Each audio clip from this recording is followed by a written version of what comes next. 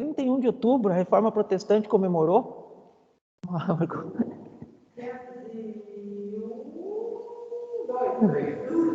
502 anos, 502 anos. Ontem nós comemoramos 502 anos de Reforma Protestante, né? Apesar dos batistas não se considerarem protestantes, nós somos protestantes. Na verdade, nós somos os que mais protestam, né?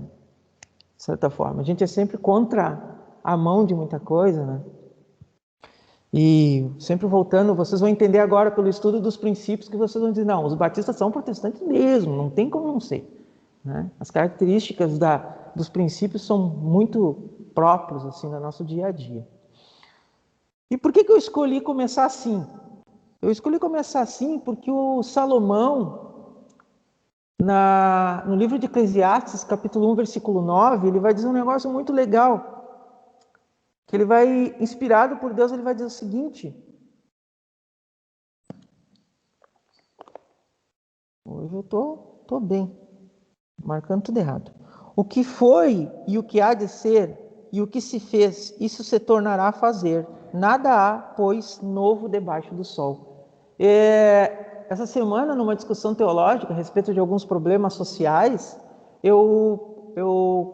para elucidar assim, a conversa, eu disse assim, gente, o que acontece? Desde que o mundo é mundo, a única coisa que deste mundo, pertencente a esse mundo, nunca mudou. Sempre esteve em todo momento. Aí o pessoal falou isso, aquilo, eu disse, o homem, o ser humano sempre esteve envolvido na história. E ele não muda. Ciclicamente nós vamos voltar aos mesmos erros, não adianta. A gente vai voltar, porque a gente é imperfeito e longe de Deus, como o apóstolo Paulo vai dizer lá em Romanos, capítulo 1, a falta do conhecimento de Deus é que nos leva ao erro. E Deus é tão justo que ele permite que a gente semeie, mas que também a gente colhe. Essa é uma prova da justiça de Deus. Você quer falar uma bobagem, você fala, mas você vai colher. Não adianta.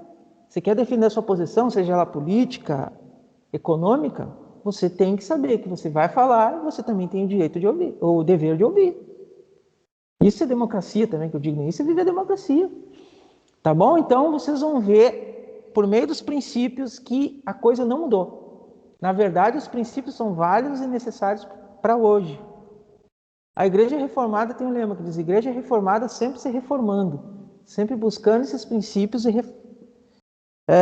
corrigindo aqueles erros que podem vir desse convívio muito próximo com o mundo, tá bom? Então vamos lá. Antes de eu falar sobre esses princípios, eu gosto muito de trazer para vocês o contexto que levou à Reforma Protestante, para que a gente entenda por que aconteceu. Mas por que o Martinho Lutero foi lá e afixou as 94 teses? O que levou ele a isso? E isso começa 200 anos antes. Já havia essa necessidade 200 anos antes. Na história, a gente chama de Baixa Idade Média, que é o período que vai do século XIV ao século XV, mais ou menos. Tá? E qual era o contexto do povo? Primeiro, nós não tínhamos acesso à Bíblia. Começa daí. Você tinha que entrar, virar um sacerdote para poder estudar a Bíblia. Leigos, como nós, não tínhamos acesso. Então já fica, eu tenho que ouvir pela palavra de outro. E você sabe, né? Tudo que passa pelo homem, um exemplo prático disso é música, né? A música é maravilhosa, né? A gente vê música não só porque nós não vemos separação entre gospel e mundo, mas a gente vai ver músicas maravilhosas, assim como a gente vai ver porcaria como funk. Caiu na mão do homem, o homem distorce. Então o que acontece? Essa época que antecede de 200 anos, que vai anteceder a Reforma Protestante, ela foi uma época de desintegração, assim, de decadência, na verdade. Todos os historiadores, tá? Eles têm essa unanimidade. Foi uma época de bastante adversidade, de bastante instabilidade. Não se esqueça que o mundo enfrentou a peste negra, né? O mundo enfrentou o domínio da Igreja Romana Católica. Então, você era pressionado. Era uma terra de ninguém. É assim que é considerado pelo estudo histórico esse momento, tá? E olha só, se a gente for ver para a nossa casa, para a questão da área da religião como instituição, tá? Porque essa é a definição correta de religião, a gente vai ver que vai se proliferar muita demanda pesada da igreja, da época igreja romana, tá? Pelo povo estar afastado da igreja por causa da questão da Bíblia, vai surgir formas de espiritualidade leiga, quer dizer, vou dar um exemplo. O Rogério, ele desenvolve uma espiritualidade, ou seja, uma relação, espiritualidade é a relação íntima, individual do homem com Deus. Por que leiga? Porque não vai ser baseado em estudo, não vai ser baseado numa busca na palavra de Deus, vai ser algo que vem naturalmente, o que comprova que Deus jamais nos desampara. Se um homem bloquear a espiritualidade verdadeira, a piedade de um homem, esse homem sendo santo, Deus vai vir em socorro dele e vai salvá-lo. Então a salvação também não é algo momentâneo, é algo permanente. Ele vai trazer o Rogério para perto dele, porque um pai não abandona seu filho. Então começa a surgir essa espiritualidade leiga, por assim dizer. Também surge o interesse por relíquia, né? Por relíquia, pedaço da cruz, lança, cálice sagrado, né? Que mais? Aquele tecido que cobriu Jesus, assim nós vamos, né? Até tem uma brincadeira que, eu não me engano qual é a relíquia, parece que é o dedo de Pedro, que parece que tem 38 dedos. Pedro era um povo, gente. Outra coisa que é característica dessa época que antecede a reforma é uma espiritualidade bem frenética, assim. As pessoas, sabem, elas querem encontrar Deus, elas estão sedentas, né? O que leva ao quê? O que eu chamo, e que o Timothy George também chama, né? Quem sou eu para me comparar com ele, mas de uma época de ansiedade. Começa a surgir uma ansiedade, porque os santos, o povo de Deus que está ali, eles começam a sentir essa falta dessa religiosidade, que é a manifestação exterior desse Deus que está ali. Então é uma época de ansiedade, né? Mais do que isso, quando a gente olha fora do campo teológico, vamos ver que há intensas sublevações políticas. Você lembrem de história, né? Quem é que foi bom em história?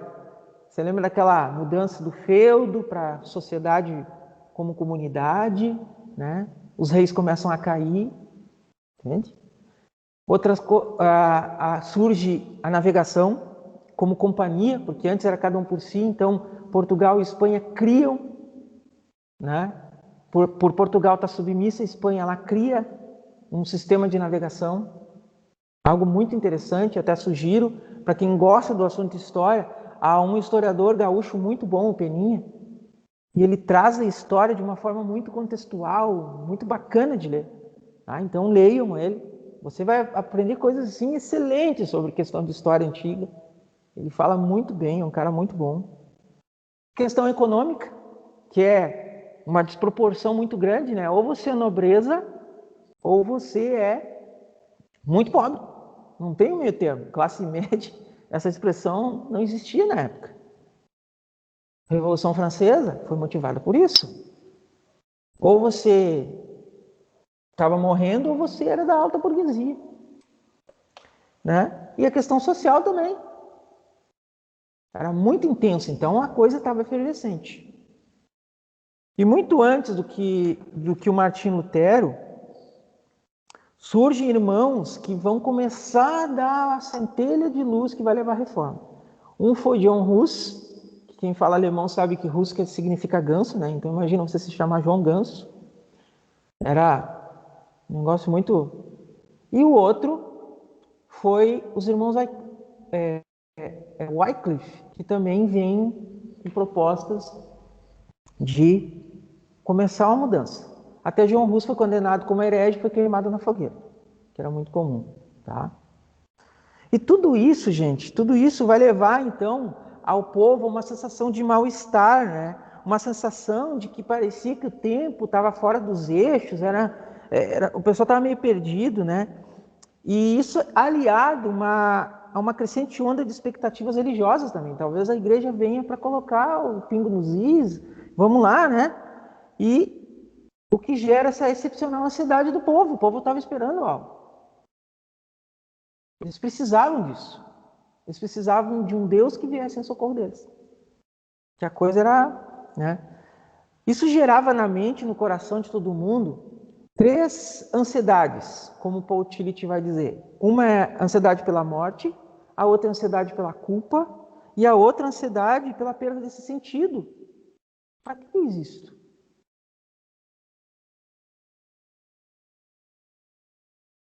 Isso tomava conta do coração deles.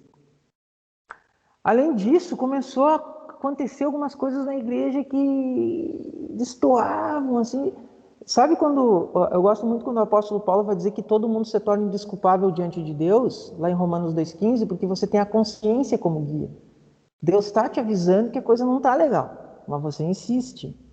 Aí você tinha missas em que se imitava o zurro do jumento de Maria.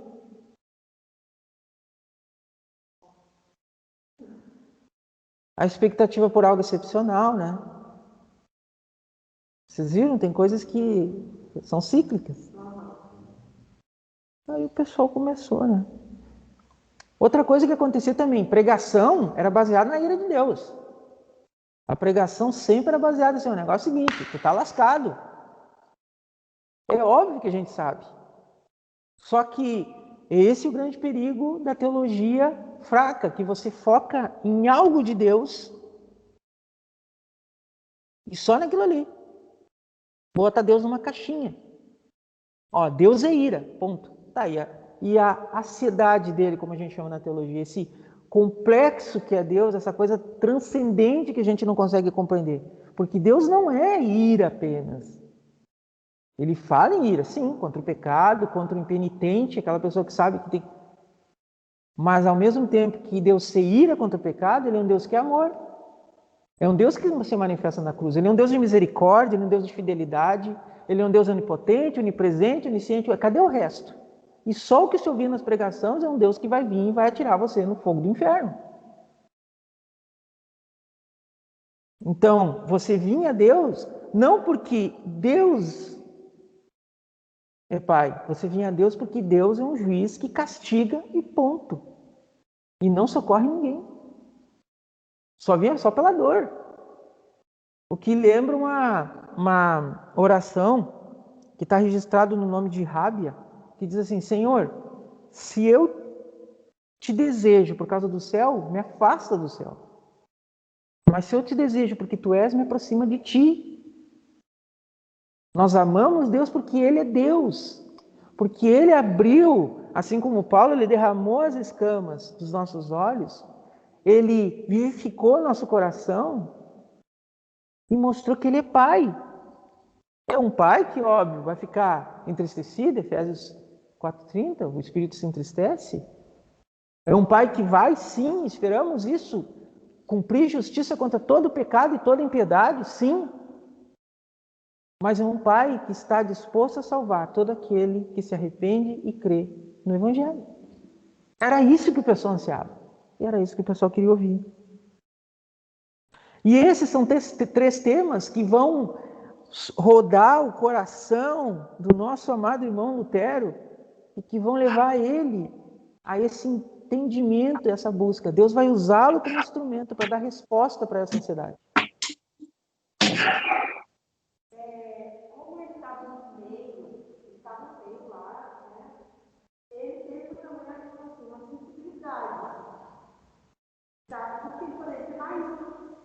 Sim. Sim, ele era monge, né? Mas ele teve essa sensibilidade, assim, né?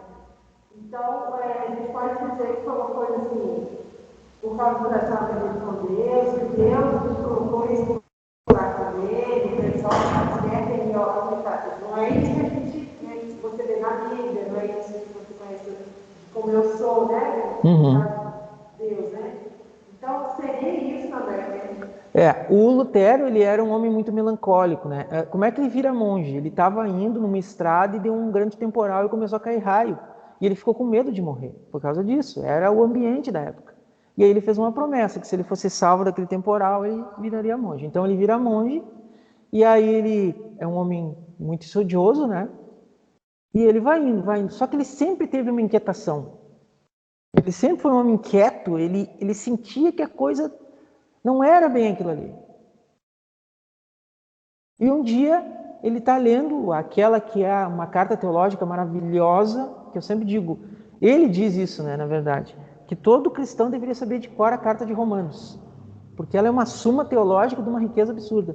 E ele se depara com um versículo-chave, que é o tema da reforma, Romanos 1,17. Vocês podem olhar ali.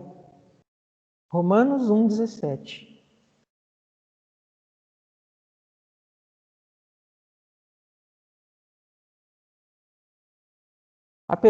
A resposta se originou de uma pergunta da Margot, né? Se a questão do Lutero, se como ele era um monge, como é que pode ele ter acordado, né? Porque ele vivia num ambiente onde era pregado aquela situação. Né? Mas saibam vocês que, lá, como está escrito em Gênesis lá, Deus decreta, luz se faz. Então, mesmo que nosso coração esteja um caos, a terra é difforme, quando o Senhor diz haja forma, haja vida. Hoje eu vou pregar sobre isso, tá? Não sobre Gênesis, mas sobre um negócio muito bacana que eu gosto, de Ezequiel. Tá? Então convido vocês, estejam hoje conosco em culto, que eu estou bem empolgado com o que eu vou pregar. Eu gosto bastante de falar de soterologia, que é o que eu vou falar hoje. Uma parte dela, né? O que está escrito lá? O justo viverá pela fé. Isso tocou o coração dele. Ele disse, mas meu Deus, o que está acontecendo? A gente está colocando um fardo pesado, mas o justo vive pela fé. O que está acontecendo? Imagina, irmãos, para você pertencer a uma classe sofrida e você ser acusado de estar naquela situação porque você tem pecado. Viram como não há nada de novo? Tem igrejinha aí, com I minúsculo, que diz que você sofre porque você tem pecado. Tem igrejinha aí que diz que você sofre porque você não deu um gesto de generosidade para com seu pastor. Tem igrejinha aí que diz que você sofre porque você não tem fé. Só que o livro de Hebreus, capítulo 11, quando vai falar de fé, vai citar homens que foram cerrados, dilacerados, homens que o mundo não foi digno de recebê-los. Homens de fé. Então nós temos um problema aí. Alguém está falando asneira. Alguém está zurrando como um jumento. Essa é a minha opinião. Mas então aí o que acontece? O Lutero vai se deparar e ele vai... Não, mas está errado. Meus irmãos, a maior realização da reforma foi ter sido capaz de redefinir velhas certezas que estavam aqui. Outro fator de extrema importância foi que exatamente, casualmente, na época de Lutero, um cara chamado Gutenberg havia desenvolvido a impressão. Olha só. E uma das características da reforma, a reforma se propaga porque a Bíblia sai do grego e se transforma numa língua, ela é traduzida para vários idiomas. Então o pessoal podia ler. A verdade estava disponível a qualquer um. Então você imagina, é claro que nem todos sabiam ler, a maioria era analfabeto, mas alguém... Imagina você poder ouvir da boca de outra pessoa, igual a você, que Deus é amor, Deus é misericórdia, Deus é justiça. Abre-se um véu, brilha uma luz, e você sente... Sabe quando você está doente? Eu, quando me acidentei, eu tive que ficar 78 dias com uma touca, assim, parecia o Papai Smurf, assim. Só que tem um detalhe, como eu perdi parte aqui do couro cabeludo, aí vem a parte nojenta, mas ainda não está na hora do almoço, eu não pude lavar a cabeça, porque a minha medula aqui do cérebro, que é a meninge, ficou exposta. Então eu tinha que evitar o máximo. Olha, eu usava uma película protetora, a Margot já se deu por conta. Então o sangue aqui, ele ficou, né? A inflamação ficou e eu com a touca. Foram 70 e poucos dias assim. Quando eu fiz a cirurgia, que eu fiz o implante, que o médico liberou, eu disse, tá, 10. Meninge protegida pode sair. A primeira coisa que eu fiz foi rapar o cabelo, lavar a cabeça, eu zerei e fui para o sol. Foi uma sensação maravilhosa. E Deus me abençoou tanto, porque eu orava para Ele durante esse período e dizia assim, se o Senhor conseguir um ventinho para me sentir o vento no meu corpo. Olha o que Ele fez, ventou. Aí eu sentei no sol, lá embaixo do meu prédio, lá e fiquei, de olho fechado. E aquele vento batia na carequinha, assim, meu Deus, como é bom! Então é isso. Imagina, foi essa sensação que nossos irmãos experimentaram. Eu estou ouvindo a palavra de Deus, eu não estou ouvindo a palavra de um homem. Então, vamos ver se eu consigo compartilhar com vocês aqui.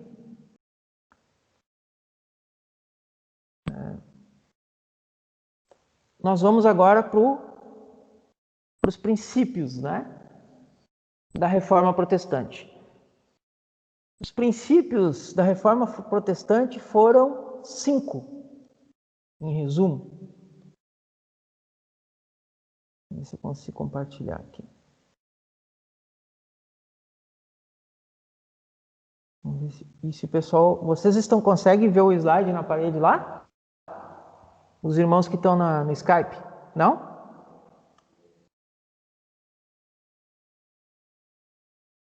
Travou minha...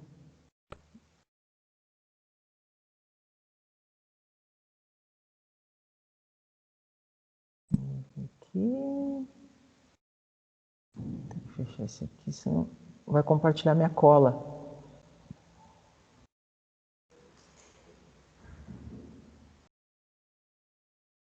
Agora vem aqui. Desculpa, tá, gente? Eu sou meio tosco no...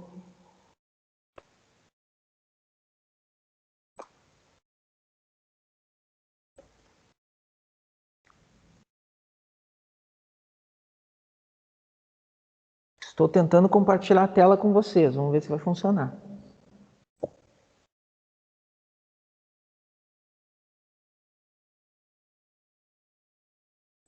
Não...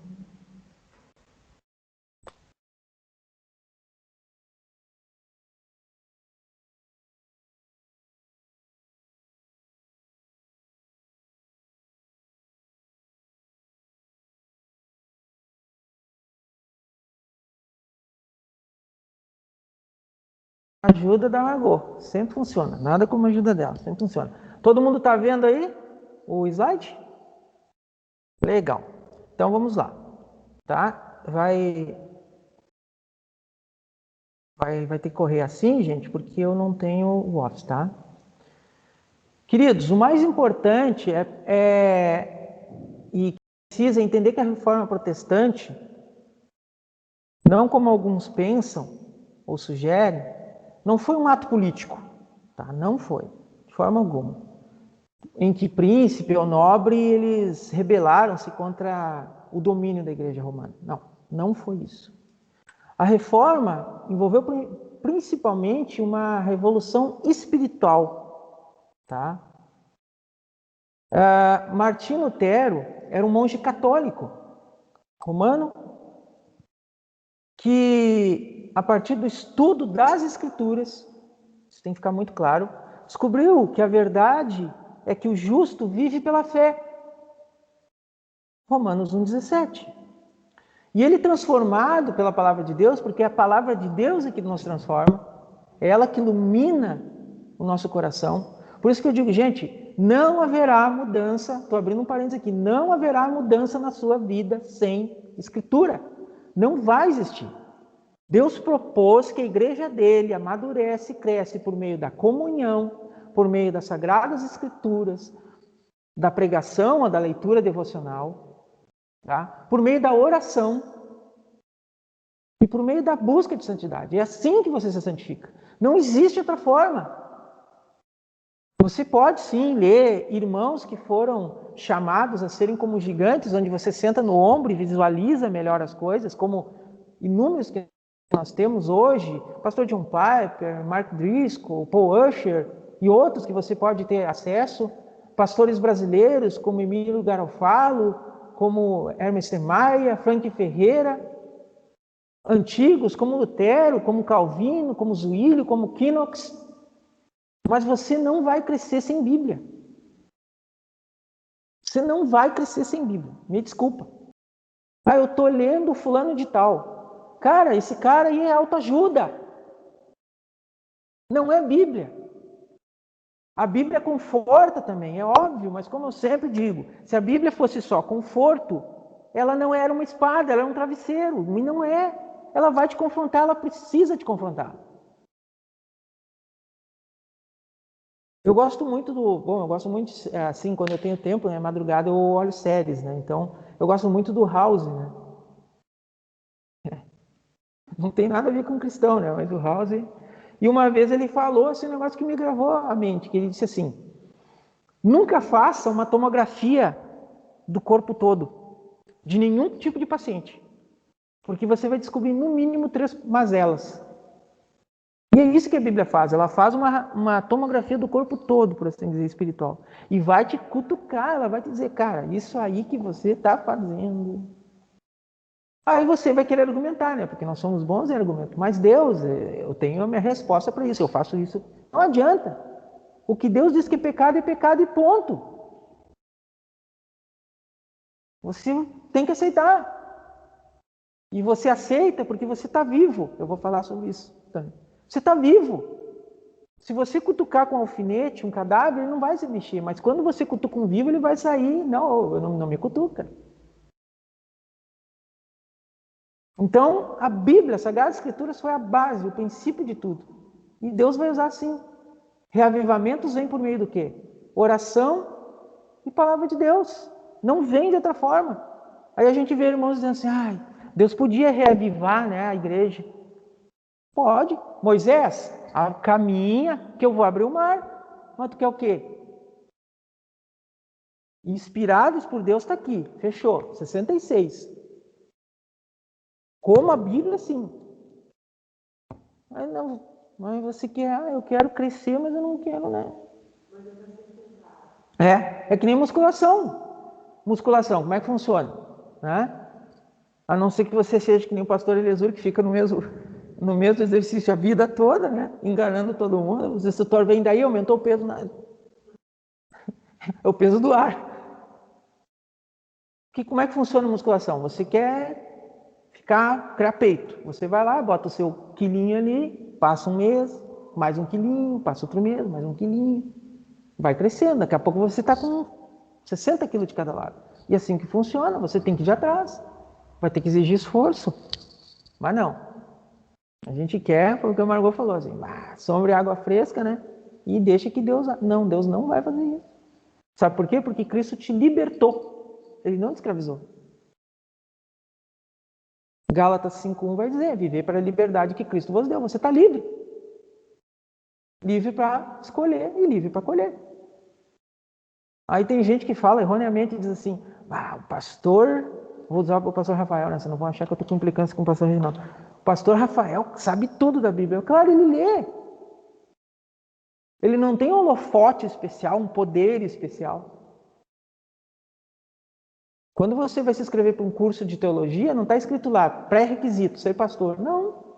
Ungido de Deus, não. Interesse. É a primeira frase que você vê, interesse pelas Sagradas Escrituras. Então, transformado, porque a Escritura transforma, pela palavra de Deus, Lutero ele vai tentar, e com êxito, corrigir os erros que ele encontra baseado na confrontação com as Sagradas Escrituras que a Igreja Católica estava implantando. Aí, então, no dia 31 de outubro de 1517, véspera do dia dos santos, de todos os santos, né, o dia de finados, ele vai lá e fixa as 95 teses na porta da igreja do castelo da cidade de Wittenberg. E essas 95 teses, elas vêm o quê? Derrubar muita coisa da igreja romana, principalmente a venda de indulgência. O que era indulgência? Indulgência era um documento que você comprava pelo seu perdão ou pelo perdão de algum ente querido, desde que você tivesse o faz-me rir, né? Como eu digo, seja ele vivo ou morto. Aí você ia lá comprava o direito. Por isso, fica a dica, o purgatório. Né? Entendeu? Então, tudo tem o seu motivo de estar ali. Tá? Tranquilo? Alguém teria alguma pergunta?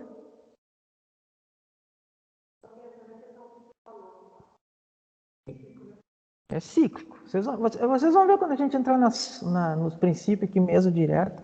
Não tinha dinheiro, né? Vai para o inferno, irmão.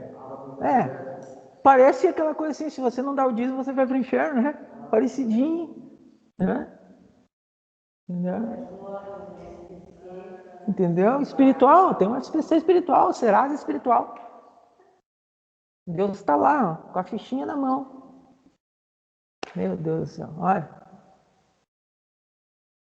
Dai a César o que é de César, que é Deus e o que é de Deus, é isso aí. Né? Ele quer você. As outras coisas são efeito de você entender isso. Só que a igreja ela não vai ficar tranquila com o que o Lutero fez. Não pensem que a coisa foi tranquila, né? E é ali que começa então a reforma protestante, tá? O Lutero ele foi excomungado e perseguido, né? Mas ele contou com a ajuda do povo que preservou ele. Eu gostaria muito que vocês, durante o ano, vocês lessem sobre a vida do Lutero. Lutero era um cara excepcional, um ser humano ímpar. Ele brigou com Deus durante um ano, ele ficou sem orar, porque ele ficou triste, né? Ele perdeu uma filha e ele, um sentimento muito duro, e ele não entendeu aquilo e ele ficou de mal com Deus.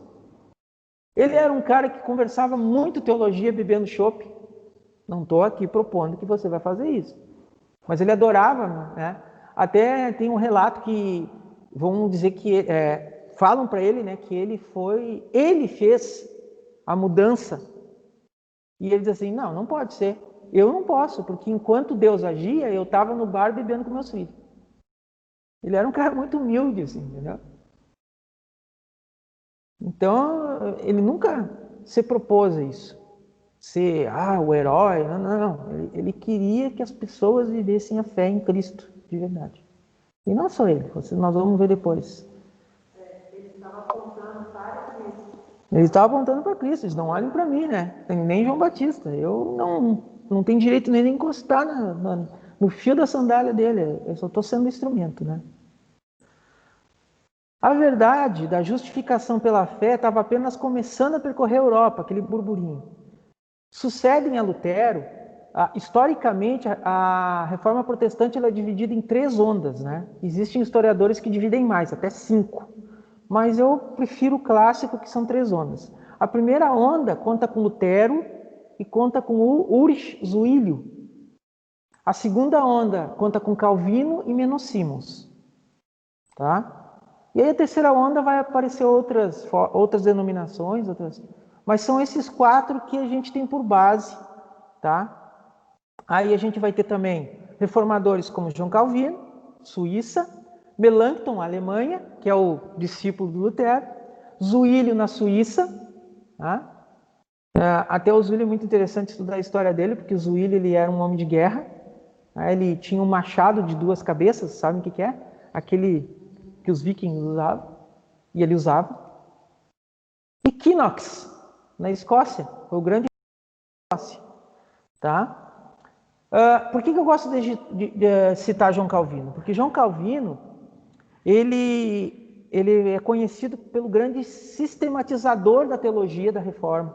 Tá? Enquanto o Lutero não se preocupou com isso, enquanto o Zwinglio não se preocupou com isso, ele preferia usar o machado dele. Enquanto Knox não se preocupou com isso, a ideia dele era evangelizar. O João Calvino, além de evangelista, de pastor, ele resolveu sistematizar, ele recolheu as informações e botou num livro. O que ele deixou história para a gente, né? E esse livro chama-se As Institutas da Religião Cristã. Ou alguns dizem Institutas de João Calvino. Tá? E é bem interessante de ler. E é muito voltado para a vida prática também. Tá? Muita preocupação. A grande preocupação dele era combater a Igreja Romana e trazer vida prática para a gente. Tá? Um exemplo. Essa questão de preocupação do ensino, de que a Igreja tinha a tarefa de ser instrumento de Deus na sociedade para combater a pobreza, vem de João Calvino. A primeira universidade do mundo é uma universidade calvinista. A maioria das universidades norte-americanas, calvinistas. Então, sempre houve essa preocupação de trazer para o povo ensino, porque quanto mais ensino o povo tivesse, mais próximo de Deus e capacidade para aprender ele teria. Era essa a visão. Você não deixa uma pessoa na ignorância, você traz ela à luz. Então, a medicina... E aí, o que isso impacta? Você vai ter mais advogados para ajudar, mais médicos para ajudar, mais professores para ajudar. Então, é esse princípio. O princípio de que, até uma grande luta, por assim dizer,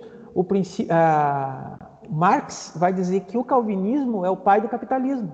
Sabe por quê? Porque o calvinismo traz a ideia de que você, independente da sua profissão, da sua capacidade física ou intelectual, você é sempre um instrumento de Deus. E ele diz que, o Marx vai dizer que isso causa uma acomodação. Digamos, o Rogério é pedreiro, ele não vê mal em continuar sendo pedreiro a vida toda. Ele não vai ter ambição de ser engenheiro civil. Ele vai ficar ali acomodado. Então, ele vai ficar sob a opressão capitalista. É mais ou menos isso, tá, gente? Eu estou resumindo bastante, que tem que ler Marx, tá? Para você entender bem como é que funcionava, né? Mas não é verdade isso. O Calvino ele só traz a ideia de que, gente, Deus te colocou nesse momento para ser coletor, amém. É você rei? Amém. Cada um cumpre o seu papel como instrumento de Deus nessa mecânica que é a sociedade. Ele nunca disse que você não pode ambicionar crescer. Nunca disse. Mas é a posição de quem não leu, né, manifestar. Que pode ser a minha posição agora. Eu não li a fundo Marx, tá? E peço perdão para os marxistas que estão me ouvindo, se há algum que eu não entendo. Então, se você quiser me ensinar, estou aberto a aprender. Tá bom? O interessante é que os discípulos de Cristo, durante a Reforma, então, eles vão deixar marca profunda, não só na igreja, mas também na sociedade, né? E essas marcas podem ser entendidas, resumidas, parafraseadas por meio das 5 solas, ou 5 princípios da Reforma, que nós vamos olhar agora aí. Alguém teria alguma pergunta a respeito dessa parte mais histórica, assim? Tá. E quais seriam os 5 princípios da Reforma Protestante, as 5 solas?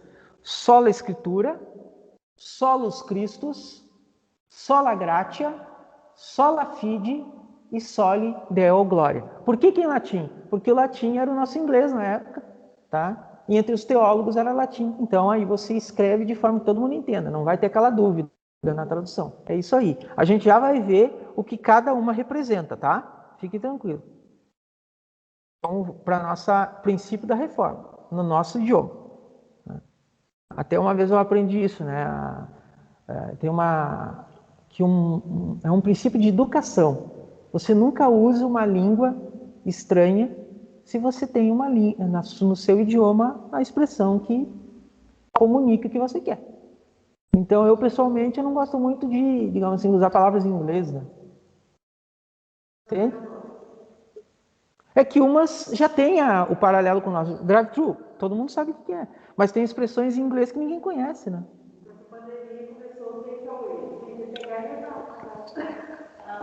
Entendeu? Então, se você tem uma língua aqui... Agora, drive-thru todo mundo sabe o que é, né? Drive-in, né? Isso aí não tem problema. Já se incorporou no português, mas o resto a gente usa a nossa língua vernacular, não tem porquê. Vamos lá, então. Então lá, sola Escritura, ou sola Escritura. Somente a Escritura é a suprema autoridade em matéria de vida e doutrina. Só ela é o árbitro de todas as controvérsias. Ou seja, ela é suprema. Aquilo que eu disse. O que Deus diz que é errado, é errado. Aquilo que Deus determina que é pecado, é pecado. E aquilo que Deus determina que a gente deve fazer, a gente faz. Ponto. Eu sei que é difícil. Nosso coração é rebelde. Mas é isso aí. Ah, mas Deus vai me matar, vai me punir, vai me castigar se eu fizer errado. Não, mas você, como justo que ele é, você vai colher o fruto. Aí depois não adianta, né? Bah, fruto amargo, né? Mas sim, mas o pastor ficou batendo o tempo inteiro. Diz, não faz isso, não faz isso. Foi lá e fez, agora colhe, meu filho. Vamos andar junto, né? Como diz, cutuca onça com vara curta para você ver. Vai dar problema. Mas não. O Tiago, na sua epístola, lá no capítulo 1, 22 e 25, tá? Ele vai falar sobre isso. A fé verdadeira é aquela que leva à prática. Se você aprende, você pratica. Não existe fé sem prática. Fé sem prática é morta. É assim que a conduta cristã. O cristão é conhecido por isso. Se Deus diz, amarás o teu inimigo. Se Deus diz que você deve perdoar. Se Deus diz que Ele dá liberdade para cada ser humano pensar da forma que pensa, e você deve respeitar, por que a gente insiste em fazer o contrário? Por que a gente insiste em odiar as pessoas? Porque muitas vezes a gente odeia, né? Porque eu sei que é difícil, gente, eu não estou dizendo aqui. O Evangelho diz que em Cristo nós temos toda a força e toda a perfeição que a gente necessita para cumprir o nosso propósito. Então, se a gente tem essa promessa, por que a gente não apropria no nosso dia a dia? Vai ser difícil, é óbvio que vai ser difícil. É que nem uma corrida.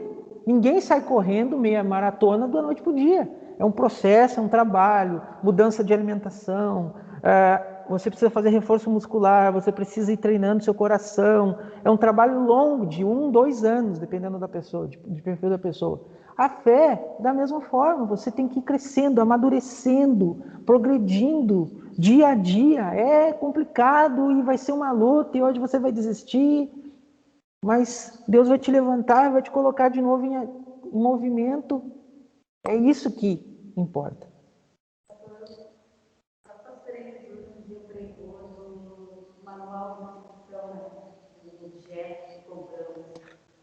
Nós costumamos não ler, né? Não vou generalizando aqui. Mas se nós fôssemos para o manual para poder usar aquele aparelho que a gente comprou com sabedoria, a gente talvez não ligaria numa tomada que não era para ligar, né? Usaria o controle certinho, a mesma coisa é a Bíblia, né? Eu quero saber sobre o financeiro, quero saber sobre relacionamento, quero saber sobre perdão. Tá tudo. Mas muitas vezes a gente bota o manual lá no fundo da cabeça e não vê o que Deus quer, né? Uma coisa bem prática. Sabe que é interessante? Eu li uma pesquisa sobre essa questão, né? Uma pesquisa sociológica, que é a questão do manual de instrução, né? As mulheres, elas leem mais o manual de instrução. 32% das mulheres leem o manual de instrução completo. Por isso que elas sabem mexer. O homem, 2%. Pelo amor de Deus, não, Rogério, mas manual do carro, 1% dos proprietários lê. E aí depois ligam para a assistência para dizer onde é que está o macaco, né? Que furou o pneu, tem que chamar o seguro, não sei onde é que está o macaco. Então é aquela. Descobri que tem um negócio no carro, 2 anos já. O carro descobriu um botãozinho aqui. Ou faço que nem um amigo meu, né? Comprou o carro. Esse amigo é conhecido de vocês, aí não vou citar o nome dele, não é aqui da igreja. Compraram um Focus. Alcançaram todo digital e tal, daqui a pouco ele está andando, se deu uma luz e pá, ele parou. E agora? Ele tentava, e meu Deus, a luz não desliga, ligou para a mulher, e a mulher já tinha lido o manual e disse, não, é tal coisa, tu botou o cinto. Aí depois eu contava com orgulho isso, eu disse, tu tem que ter vergonha disso, esse é um motivo de vergonha, né? A palavra de Deus, ela é a norma normanda, como a gente diz, ou seja, a norma determinante. Falou, está falado. E não a norma normata, como se chama, ou a norma determinada. Por que isso? Porque, caso os irmãos não saibam, na Igreja Romana, a palavra do Papa é inerrante e infalível como as Sagradas Escrituras. E a tradição, muitas vezes, é superior às Sagradas Escrituras. Então, colocar aqui algumas... quais são as nossas diferenças? Aí está. Né? A bula papal é isso, ela vem como um adendo, né? Uma interpretação, uma mudança e tal. Então, é essa a importância do Papa na igreja. Né? Tudo que ele fala não tem erro e é infalível. Então, também se tiver algum irmão católico aí, que entenda profundamente a teologia romana, que quiser me dizer, pastor, está errado, estou aberto a conversar e a gente, segundo a palavra de Deus, verificar se realmente está certo isso aí, tá? E isso para todas as decisões, tanto de fé como de vida. Não tem separação. Na igreja eu uso um princípio, lá fora eu uso outro. Não. Palavra de Deus o tempo todo. Outra coisa é que a Bíblia ela não é um livro de doutrinas ou proposições a serem aceitas intelectualmente ou mediante a autoridade da igreja. Não é porque o pastor Eliezer falou que você acredita. Não é porque você tem PhD em teologia que você deve acreditar. É porque, claro, é objetivo. Eu creio, eu estudo para crer e creio porque eu estudo. É uma troca, tá? Ela é uma revelação direta, viva e pessoal de Deus, acessível a qualquer pessoa, a qualquer um. Tá? Mas aí você me diz assim, tá, mas essas heresias e tal que surgem, isso aí é porque o cara não se conteve, não se contentou com o que estava escrito ali. Aí ele cria algo do coração dele, normal. Tá? E a gente vai ver ali, ó, 2 Timóteo, pode abrir aí, 2 Timóteo, capítulo 3, versículo 14 e 16. Tá? 2 Timóteo, capítulo 3, versículo 14 a 16.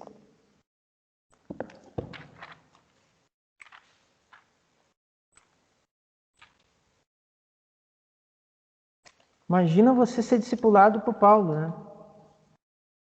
Que dureza, imagina. É tal coisa. Não é tal coisa. Olha o que diz a palavra. Tu, porém, permanece naquilo que aprendeste de que fosse inteirado, sabendo de quem o aprendeste, e que desde a infância sabe as sagradas letras que podem tornar-te sábio para a salvação pela fé em Cristo Jesus. Toda a Escritura é inspirada por Deus e útil para o ensino, para a repreensão, para a correção, para a educação na justiça, a fim de que o homem de Deus seja perfeito e perfeitamente habilitado para toda boa obra. É isso. Você quer saber o que você tem que fazer? Manualzinho lá, Sagradas Escrituras, de Gênesis e Apocalipse. Está ali, não precisa mais. E por que ela é acessível a todos? É o sacerdócio universal. 1 Pedro 2,9. Ela está ali, ela está disponível.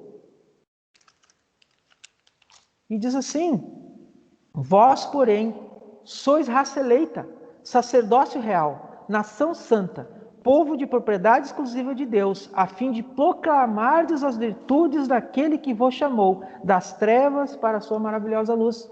Todos nós temos a comissão de pregar o evangelho. Não é o pastor. Gente, uma frase que uma vez eu aprendi que eu fiquei meio impactado. Ovelha não gera ovelha, ovelha gera ovelha, não é o pastor. O pastor não bota um ovinho e aí sai uma ovelhinha. Ovelha gera ovelha. Quem é que gera lã? Ovelha. Quem é que gera carne? Ovelha. Aí a igreja não cresce porque o pastor não está saindo para a rua para evangelizar. Mas bota a cara de pau alguém fala. E quando eu recebi essa informação, quando eu estava fazendo evangelismo em outra igreja, eu fiquei meio impactado. Mas eu entendi o que o reverendo estava me dizendo. Vocês têm que ir. Não era eu e ele. Saía uma vez por semana distribuir panfleto, né? A gente distribuía 500 panfletos. Até é muito engraçado que geralmente dizem que calvinista não faz evangelismo, né? Só que eu já distribuí panfleto aí que tem muito arminianista que não vai bater. Aí o que acontece? Aí um dia ele disse assim, de certa forma está errado, a gente não tem apoio de ninguém. Aí ele começou a chamar na chincha e o pessoal começou a sair, criança distribuindo e tal. Ovelha gera ovelha, não... Foi bem que a Margot falou, é biológico, espécie gera sua própria espécie. Não que o pastor, como ovelha, não vá fazer também, mas a gente não pode botar um fardo em cima quem cuida. Não precisa ser só o pastor também. Então, a Bíblia, ela era conhecida somente pelos estudiosos da Igreja Católica que utilizavam como bem entendiam. Aquilo que eu tenho a minha intenção e eu vou lá. Bem parecidinho com alguns pastores, né, que a gente vê hoje. Eu vou usar... Se você der uma camiseta para o pastor, você vai ter duas. Eu digo, Deus, para alguns, é o melhor banco que tem, porque você dá 50 recebe 100. Vou investir aí, né? 0,5% ao mês na poupança, vou investir na igreja. Dá muito mais dinheiro. E a igreja, ela defendia práticas totalmente estranhas à palavra de Deus, ensinando doutrinas que são preceitos de homens, né? Como Jesus vai alertar em Marcos. Então, o primeiro empenho dos reformadores foi fazer o quê? Nós vamos traduzir a Bíblia para que o povo possa ler a Bíblia e ver claramente o que Deus deseja deles. E isso deu um boom. Aí disparou. Sabe por quê? Porque quando você... Uma coisa muito interessante é o seguinte, e isso sempre foi assim, a informação é o maior poder que o homem pode ter. Um homem bem informado, ele tem poder sobre os outros. Até eu recomendo para vocês uma série muito boa, diante de tanta porcaria que produzem aí, existem coisas muito boas também. Uma série que foi produzida pela BBC de Londres, é Sherlock Holmes. É curtinho, 6 episódios. E um dos episódios trata sobre isso. O cara mais poderoso do mundo, todo mundo acha que ele tem arma, que ele tem dinheiro, e ele diz, não, informação. Eu memorizo informação sobre todo mundo que é poderoso. E eu chamo o cara e digo assim, ó, se tu não fizer tal coisa, eu vou falar tal coisa que eu sei de você. E ele diz assim, informação é a maior arma que tem. Eu não uso dinheiro, eu não uso ameaça física, só informação. E está tudo aqui. Então, quando você tem a informação retida só em alguém, você mantém domínio sobre os outros. Por isso que a gente pede, eu vou falar de novo, leiam a Bíblia, confrontem o seu pastor, se for necessário. Porque a gente quer que vocês vivam a liberdade que Cristo deu para vocês. A gente quer compartilhar, não é assim a expressão que o pastor Reginaldo usa, eu quero compartilhar com vocês um pouco da palavra. Eu quero embutir em vocês a palavra, eu quero compartilhar com vocês, eu quero que vocês entendam assim como eu entendi, vamos lá. A maior alegria de um pastor, já aconteceu isso comigo, depois de uma pregação, pastor, aquela coisa que tu falou, será que não estava assim? Eu digo, não, realmente, irmão, pode ter sido que eu tenha entendido errado também, e vou me corrigir, e já me corrigi. Então, a gente não tem, graças a Deus, orgulho, estou com a verdade. A verdade está com Deus, e eu posso me enganar, com certeza. Quanto à sola escritura, tranquilo?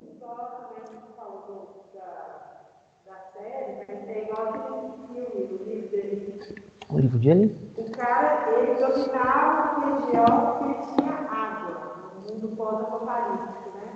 Mas ele estava atrás de uma Bíblia, porque ele sabia que ele conseguia dominar as pessoas ainda mais. Não mais. O cara tinha o livro certo, que era a Bíblia, ele conseguia controlar ainda mais pessoas. A água vai ser só mais um Deus, né? Exatamente. Ele é muito bom. Então é isso. Quem tem informação tem tudo, né? E o cara pegou o livro, mas é que ele já estava com tudo. E por isso que é interessante que quando você vai tratar sobre o ministério pastoral, na visão de Deus, tem que ser um ministério de ensino e não de retenção. Quanto mais eu aprender, mais eu tenho que trazer. Né? E é uma coisa que às vezes eu tenho uma conversa com o irmão Carlos, que a questão, por que eu pretendo sempre estar estudando? Para mim poder sempre trazer mais da palavra de Deus de uma forma mais simples, mais coerente, e não porque lá na igreja nós temos um pastor doutor, um pastor mestre, não. Lixo. Nós temos lá na igreja pastores que se dedicam a estudar as Sagradas Escrituras e nos trazer o melhor possível da parte deles. Isso, sim. Porque a glória é de Deus, não é minha, não é pastor Reginaldo, não é pastor Rafael. A riqueza do púlpito está nisso. Como disse, né? Porque eu recebi do Senhor também. Te entreguei. Recebeu. Pegou. Tranquilo? E olha só, um dos princípios batistas qual é? A única regra de fé prática é as Sagradas Escrituras. É um princípio batista. Viu como a gente, apesar de alguns historiadores dizer que a gente não é protestante, a gente é? Mais descaradamente, né? Nós temos cinco princípios. O pessoal está muito silencioso no Skype. Eu acho que estão me ouvindo. Não, tá bom, se não estão ouvindo, já era. Gente, então vamos lá. Solos Christus. Cristo é o tema central das Escrituras. Quando a palavra de Deus é tomada como regra de vida, obrigatoriamente nós temos Cristo como centro do nosso viver. Não é o que a gente pega aqui? Isso é ser cristão. É conhecer Cristo e viver Cristo. Como é que Cristo agiria em tal situação? Jesus mesmo afirmou que as Escrituras testificam dele. Ao caminhar com os discípulos de Emaús, após ele ter ressuscitado, Cristo fala sobre o fato de que toda a Escritura testifica dele e que aquelas coisas deveriam acontecer. Isso é cristocentrismo. Só que não é forçar, né? Eu vi uma lista de nomes ali em números e Jesus está aqui. Calma, o nome não precisa tanto. Mas é a nossa caminhada, não é isso que eu propus para vocês? Caminhada nas Escrituras de forma a mostrar ou o Evangelho ou Cristo, porque quando você mostra o Evangelho, você aponta a Cristo. Quando você mostra Deus, você aponta a Cristo. Aquilo que a Bíblia não é direta sobre Cristo, ela faz sombra de Cristo. É no tabernáculo, é na tenda, ele está sempre ali. Colossenses 1,16 vai dizer que tudo foi feito para ele, e por intermédio dele. Nada existe que não seja dedicado a ele. Então, é simples. Uma laranja bonita. É para Cristo, por Cristo e para a glória dele. Ponto. Você aceite ou não? Não é você. E aí ele compartilha dessa glória com você. Vai lá, Rogério. Come a laranjinha que eu fiz para nós. Quantas laranjas? Você já pensou nisso? Quantas laranjas nosso Senhor já comeu? Bem, ou quantos pudim? Quantos açaí, né? Com creme de leite e tal. Ou aquele dia de calor, arzinho condicionado. Foi para ele que Deus permitiu o homem conhecimento para criar. Mas porque ele nos ama, ele nos permite usufruir. Como é que a gente pode ir para a praia? A gente pode ter um salário no final do mês ou não passar necessidade. Saúde. É dele. É partilha dele. É para ele, mas ele dá para nós. Altruisticamente. Ele não diz assim, você só vai sair de férias, Rogério, coitado Rogério, você só vai sair de férias se você dizimar 10% no centavo. Não! Rogério, você vai sair de férias porque eu te amo, porque eu te quero bem, porque eu na cruz, na minha vida toda, na eternidade te amei. Eu quero que você coma laranja e se delicie para a minha glória. Eu quero que você tome aquele sorvete de casquinha ruim do McDonald's. Você glorifique Por isso que o Paulo vai dizer, sejam ingratos o tempo todo. Quando a gente entende isso, aquela balinha ruim que a gente ganha de troco no R$1,99, é isso que vai te encher o coração de alegria. E aí você vai estar satisfeito. Como o apóstolo Paulo vai dizer, eu já passei fome e já tive fartura, eu já passei frio e já fui aquecido. Eu fui perseguido e me senti livre, mas em todas as coisas eu me alegrei porque Cristo era a razão de tudo. Aprendi a estar bem. Só os Cristo, somente Cristo. A teologia, ela não pode estar centrada no homem, mas no Cristo. Quando você aponta para Cristo, é que a coisa funciona. A igreja romana, jeitosamente, ela colocava o homem no centro, semelhante a algumas igrejinhas. Era uma necessidade do homem que precisava ser atendido e não a vontade de Deus, que está expressa na sua palavra.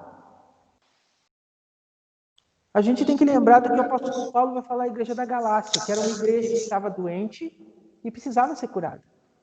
Ele é duro, mas ele diz, porventura, procuro eu agora o favor dos homens ou de Deus? Ou procuro agradar a homens?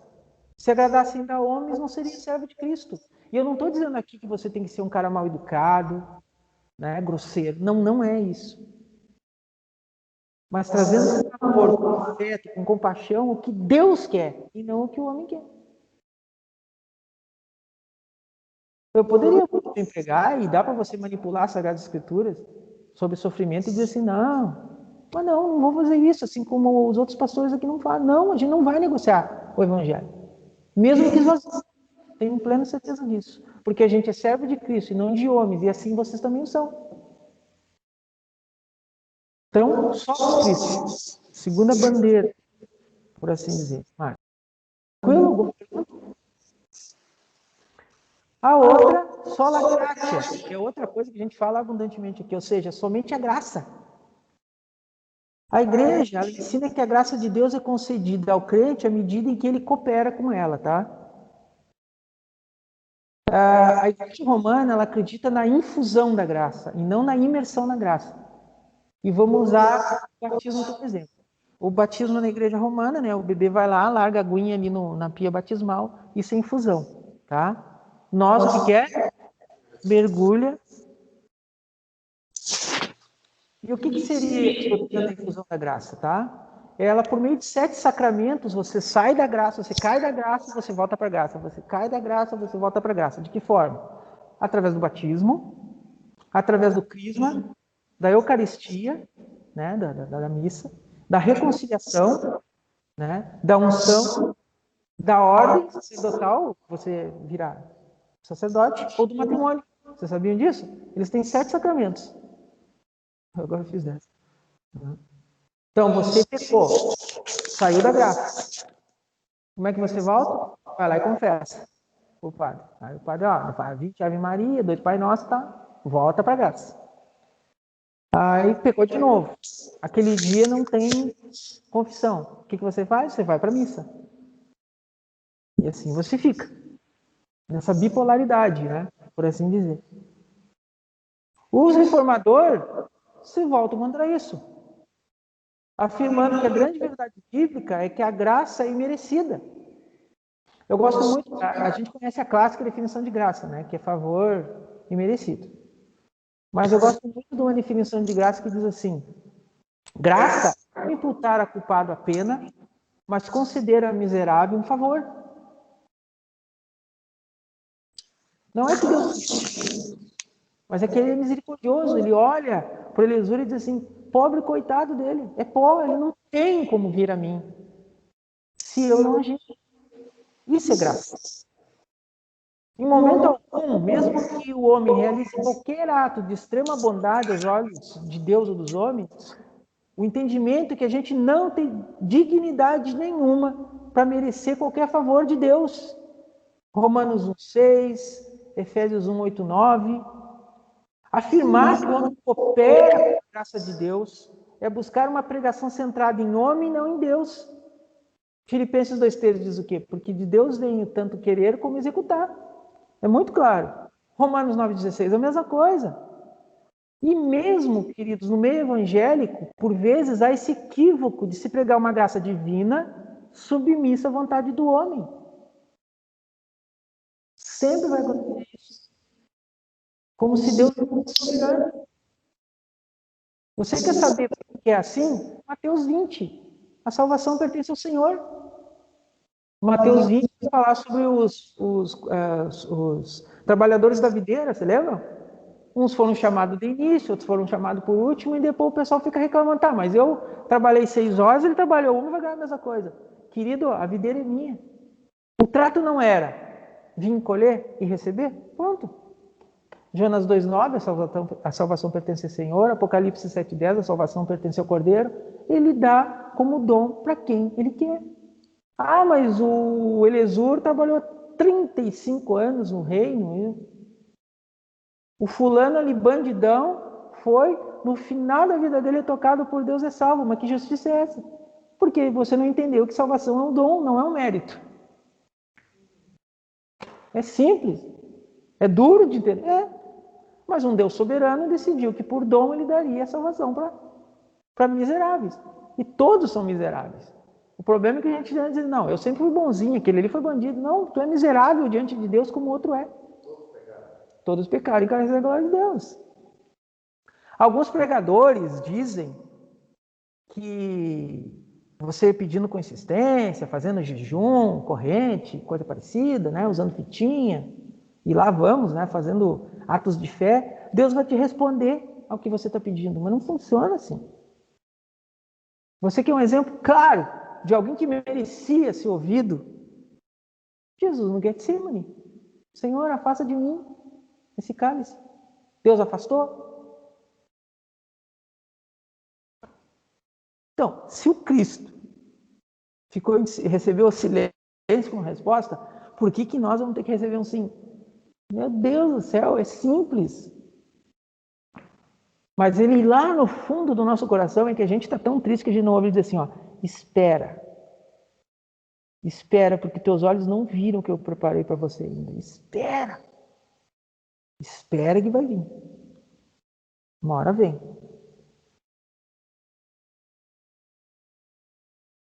Dificilmente se fala sobre a condição miserável do homem e sua natureza pecaminosa nas igrejas. E a sua necessidade total da maravilhosa graça de Deus. E eu louvo a Deus, porque aqui você fala. Você fala e a gente vai continuar falando.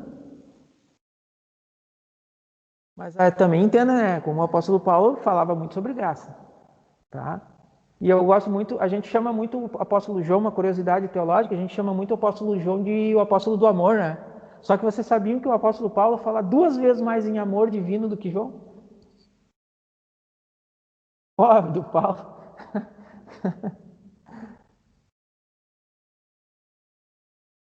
Mas como ele vai falar? Ah, mas eu fui salvo pela graça, então eu vou pecar. Não, peraí, tu não entendeu a lógica.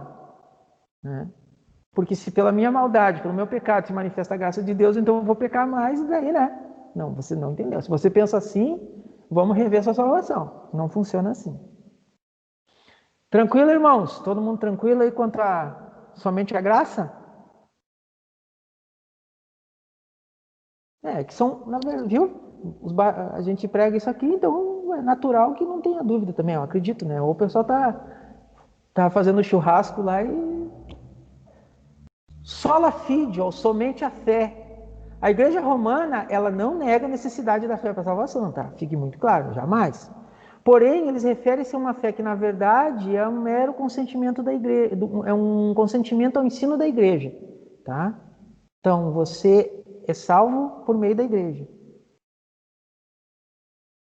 A salvação veio por meio da Santa Igreja. É isso que se confessa quando você faz a crisma lá, entendeu? É diferente de você dizer assim, ó, que nem nossos irmãos confessionais, né? Os presbiterianos, os luteranos, os anglicanos. Que para você ser, você tem que estudar a confissão de fé deles. O batista também tem a confissão de fé. A diferença é o seguinte, a confissão de fé para esses irmãos, assim como para aqueles que creem na confissão de fé batista também, usam ela, que nem eu, a confissão ela é um símbolo de algo maior que está revelado nas Escrituras. É só isso. Mas vale a Escritura. Se você leu a confissão de fé batista de 1600 e alguma coisinha lá, você vai ver que para cada declaração há uma enxurrada de versículos para basear. Entendeu? Então é um símbolo. É um símbolo de algo maior, de algo incompreensível que o mundo possa ver. Né? Tá bom? Então, não é essa fé da qual a Bíblia fala. Os reformadores, eles demonstraram que a fé que traz a salvação é a confiança na promessa de Deus e de Cristo de salvar pecadores, que está declarado lá em Romanos 5:1, né? A salvação mediante a fé, é o que o apóstolo Paulo vai dizer. Hebreus 11:1, fé é a firme convicção de que coisas existiram do nada e de que aquilo que nos foi prometido vai ser concedido. Isso é fé. Ponto. Nós somos tornados justos pelo sacrifício perfeito de Cristo, pois somente Ele é perfeitamente justo. Sobre Ele estava a nossa culpa. Foi isso que Isaías declarou. O apóstolo Paulo, falando na igreja da Galácia, vai dizer, lá no capítulo 13:3, o nosso pecado foi imputado sobre Ele. Lá naquela cruz, Ele carregou o pecado de todo mundo. Pecado que você nem vai saber que tinha. Então o lance foi punk, foi forte. Aquela cruz lá foi violenta. Não foi barbada. Jesus caía porque ele estava carregando o pecado do mundo todo, do povo dele todo. Que se eu falar mundo todo mundo vai achar que eu sou universalista. Não sou. E não é, era o meu pecado, o pecado do Rogério, o pecado que a gente desconhece. Então a coisa era forte mesmo. E ele em si não tinha pecado nenhum. Mas ele assumiu o pecado por nós. E detalhe, a justiça de Cristo é imputada a nós pela fé. Você creu que Cristo morreu por você?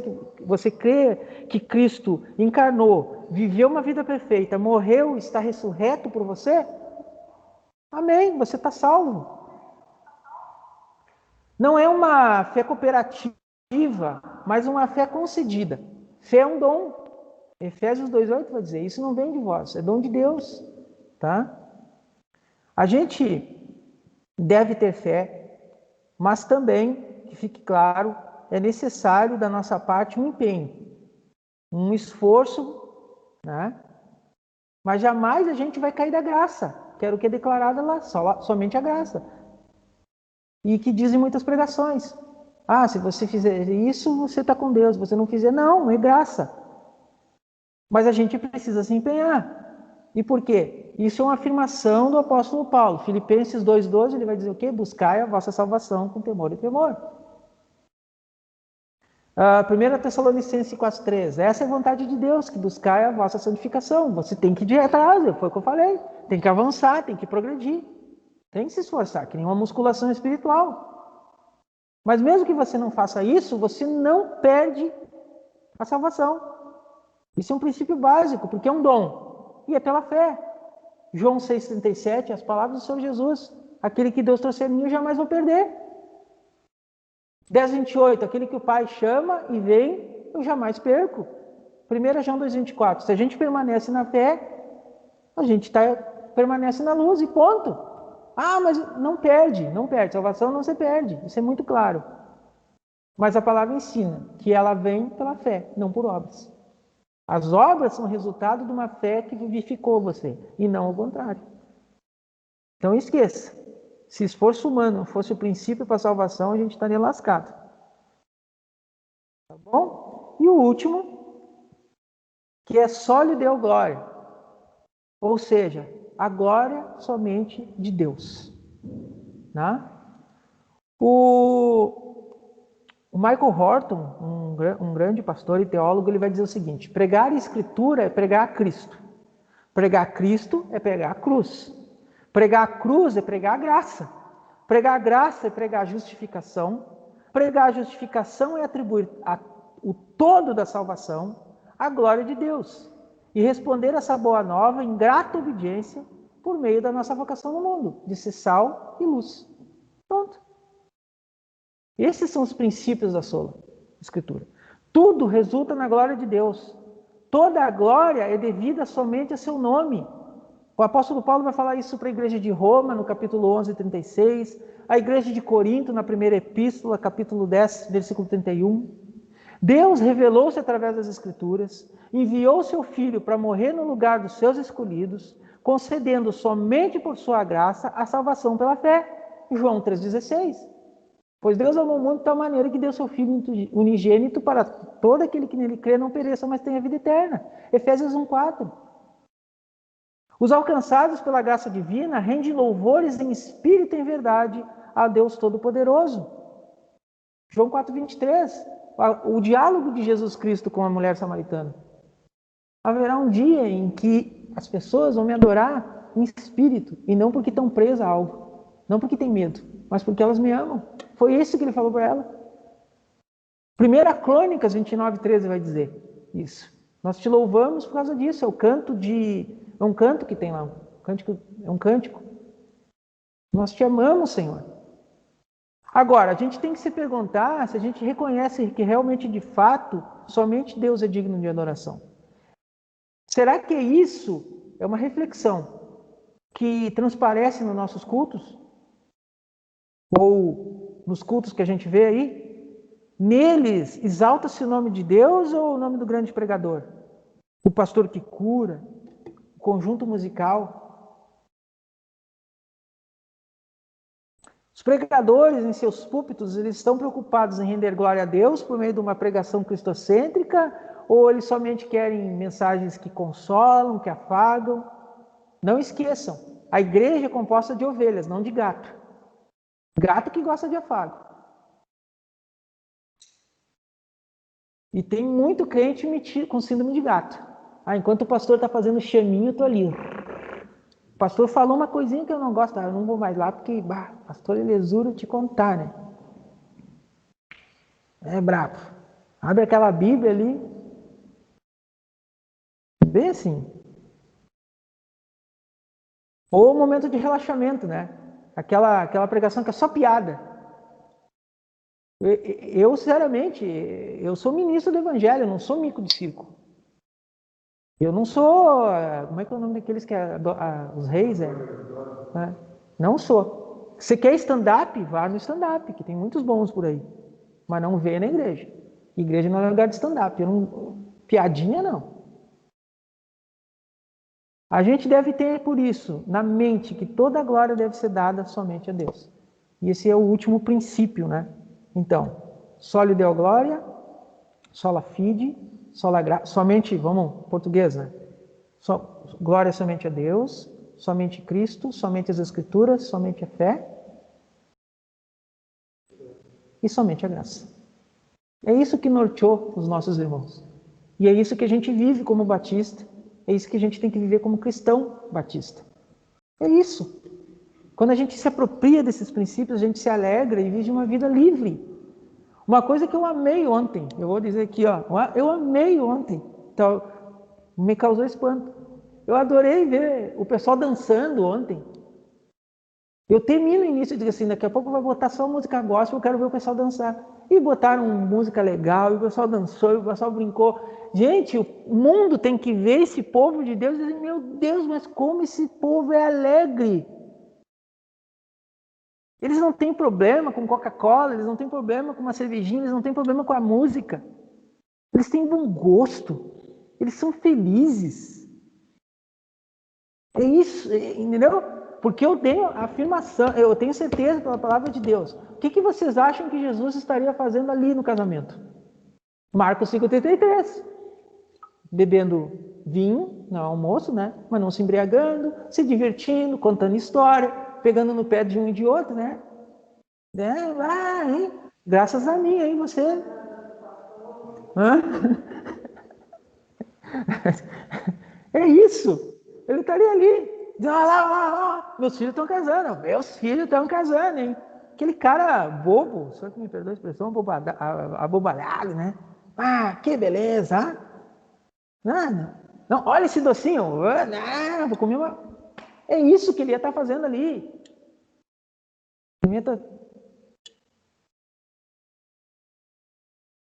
Isso é Jesus. Ele foi acusado, né? Diz, vocês queriam o Messias. O verdadeiro Messias sou eu. Aí vocês me acusam de beberrão, que eu sou... mas aí tá complicado, né? Aí como o apóstolo Paulo vai dizer, né? Se a gente for comer só com santo, então nós estamos lascados. Vamos ter que sair desse mundo. Não tem como. Alguma dúvida, irmãos, que ficou aí? Eu só queria fazer um comentário, porque no ano passado, acho, quando eu compartilhei na época, né, da reforma, na relação da universidade, que aí eu compartilhei na Facebook, né, aos 5 princípios, né, coloquei lá falando da escritura e tal. Aí veio um amigo meu, lá de Beijing, escreveu assim, somente Cristo. Tipo assim, olha... Me esquece o resto. Vem fazendo agora somente Cristo.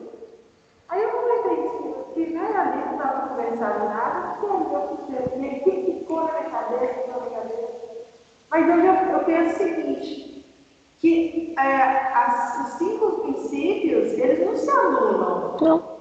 Eles não são exclusivistas. E eles apontam para Cristo. Exatamente. E Cristo aponta para a glória de Deus. E Cristo aponta para a graça. Então, tipo assim, o fato de eu falar somente as escrituras, não faço não, mas somente a Cristo não, mas as escrituras apontam para Cristo. Exatamente. Então, depois eu conversei com ele, porque na verdade eu gostaria de conversar com ele pessoalmente, né? Eu encontrei com ele, mas eu pensei, cara, acredito que escreveu somente a Cristo, mas sim, somente Cristo, mas as escrituras apontam para Cristo. E Cristo aponta as escrituras porque aponta para Ele, aponta para Deus. É uma coisa tão perfeita. Exato. Eu estava falando aqui do Castelo de Castro, porque assim, a obra de Deus, ela se completa e ela é perfeita e não precisa de acréscimo, de nada. Ela se basta, né? E agora você falando somente Deus da glória, eu lembro de Gênesis, né? Que o relacionamento de Adão e Eva ficar ali, tudo para a glória de Deus, tudo para Deus. E assim, então, é isso que Deus quer. Ele nos criou para isso, né? O propósito lá no início, né? E é voltar justamente a ter esse relacionamento com Ele, para a glória dele. Para a glória dele. Então, é isso que a gente precisa entender. E agora, voltei lá em Gênesis. E aí eu estou lendo mais detalhadinho, né? Isso aí. Não precisa ter pressa, né? Só para questão de curiosidade, tá? Eu estou encerrando já, mas se você quiser desconectar não tem problema. Mas só para uma questão de curiosidade, quando você sai, deixa de ser um teólogo leigo, ou seja, alguém que não estudou na academia, e você passa a ser um teólogo de academia, que nem eu tenho o privilégio de estar hoje, de poder estar estudando e sempre me atualizando, é necessário que você você encontre uma teologia base para você. Tá? Dentro dessa teologia, você vai encontrar vários tipos de teologia, tá? Hoje existe teologia feminista, teologia da libertação e tal, que se você for ler você vai ver que são absurdas, mas tá bom, né? O Senhor da liberdade. Só que as raízes da teologia, você vai encontrar algumas teologias, como a teologia arminianista, tá? Teologia luterana e a teologia calvinista. Dado o nome pejorativamente. Por quê? Porque foi a sistematização do João Calvino. E eu sempre falo para vocês, eventualmente, assim, eu sou calvinista. Só para vocês entenderem o que é o pensamento calvinista. Tá? Vejam, eu não sou calvinista, eu sou um cristão batista, cuja teologia é calvinista. Eu sou primeiramente cristão, tá? Imerso na palavra de Deus, batista, entre meus princípios, e de teologia calvinista. É a linha que eu sigo, é a lente que eu uso para enxergar. Tá? O termo correto para teologia calvinista é teologia reformada. Há quem faça a distinção. E por que eu digo isso? Porque eu não concordo com tudo que o Calvino fala. Ele é meu irmão em Cristo, mas eu concordo em 98% do que ele entendeu também. Mas tem coisa que eu não concordo. A questão, digamos, da circuncisão. Ele tem a opinião dele, eu tenho a minha. Né? Quem sou eu, né, para discordar dele? Mas eu conheço outros irmãos, professores meus que também não... Mas então a teologia reformada, tá? Pode se chamar de calvinista. O que a teologia reformada é? Ela reconhece a centralidade real de Deus em todas as coisas, tendo como alvo principal não o tão decantado bem-estar humano, que tem a sua relevância, tá? Ele tem sim a sua relevância, mas a glória de Deus, sabendo que as demais coisas vão ser acrescentadas. Para a teologia reformada, entretanto, é a palavra de Deus que deve dirigir toda a abordagem e interpretação teológica, bem como de toda a realidade. O Espírito, através da palavra, é quem deve nos guiar à correta interpretação da revelação. As Escrituras são o padrão e o apelo final de todas as coisas. É isso que é a síntese da teologia reformada. Então, quando a gente diz que é calvinista, o pensamento é esse. Então, se Deus assim permitisse, humilde servo, enquanto eu permanecer fiel à palavra dele, eu vou pregar a palavra dele. Eu não vou pregar baseado em outra palavra dele. Para mim, é a glória de Deus.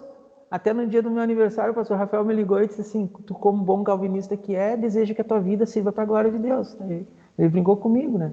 Que é o nosso jargão, é glória de Deus, não interessa. Seja por meio dos meus erros, dos meus acertos, é a glória de Deus. A ele toda a honra e toda a glória, ponto. É um princípio.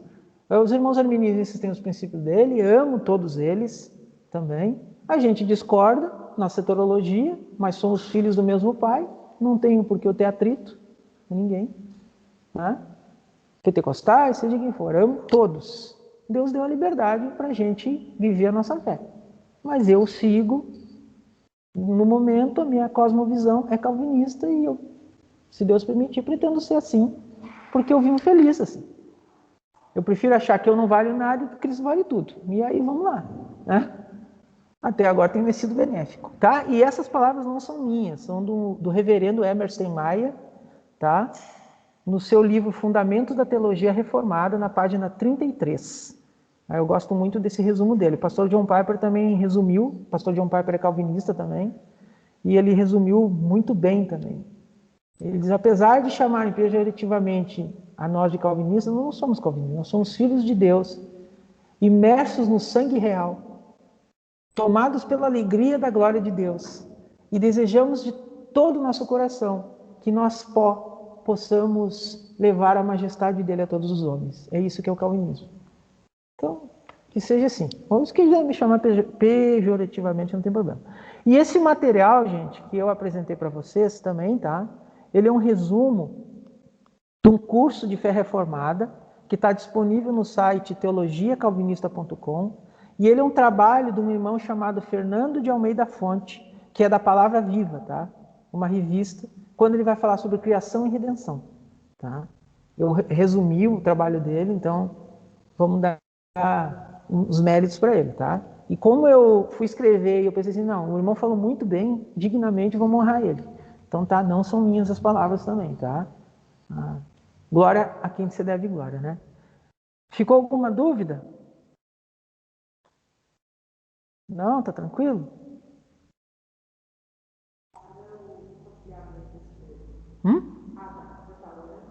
Já. Sinceramente, de todo o meu coração, espero poder ter contribuído com vocês nesse entendimento. O meu projeto, se assim Deus permitir, o ano que vem é falar sobre a vida de Lutero. Depois, no outro ano, sobre a vida de Zuílio, né? É muito extenso, então a gente tem que passar por ano. Depois Calvino, depois Menon Simons, né? E em 5 anos a gente completa esse entendimento mais profundo da reforma. E depois a gente, se Deus permitir, vai para outras áreas. Foi uma alegria poder ter compartilhado com vocês esses princípios. Espero que vocês reflitam sobre que não há nada novo debaixo do sol. E que vocês entendam que a gente precisa estar sempre se reformando. Igreja reformando, sempre se reformando. Porque esse mundo precisa disso. Vocês viram que não há nada de novo mesmo. As mesmas heresias pregadas antes estão sendo pregadas hoje. E nos compete, como filhos de Deus, luz nesse mundo, clarear a mente humana, para que eles vejam o Deus verdadeiro. Porque esse é o nosso propósito. Por meio da nossa vida, eles entendam o Deus verdadeiro. O Deus que liberta, o Deus que salva, o Deus que ama e que vai punir o pecado, sim. Mas o Deus que ama e deseja que todos os homens encontrem a salvação no Filho dele. Amém? Vamos orar?